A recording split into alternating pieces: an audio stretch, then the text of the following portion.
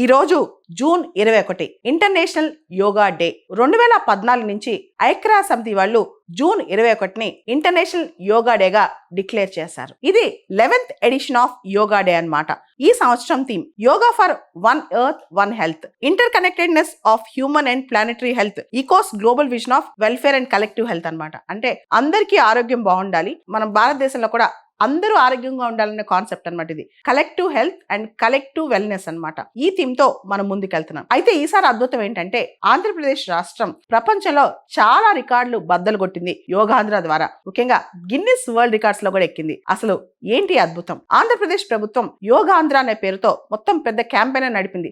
దాదాపు 4 రోజుల ముందు నుంచి గ్రామ స్థాయి నుంచి రాష్ట్ర స్థాయి వరకు కూడా దాదాపు 15,000 యోగా కాంపిటీషన్స్ పెట్టిందనమాట. అంతేకాదు ఈరోజు చాలా పెద్ద ఈవెంట్ విశాఖపట్నంలో ఆర్కే బీచ్ నుంచి భోగాపురం వరకు దాదాపు 26 కిలోమీటర్ల పాటు యోగా నిర్వహించారనమాట. ఈ రోజున మోడీ గారు కూడా అటెండ్ అయ్యారు. ప్రధానంగా యోగాంధ్ర ప్రోగ్రామ్ కి దాదాపు మొత్తం రాష్ట్రం మొత్తం 2.39 crores రిజిస్ట్రేషన్ అయినాయి అనమాట.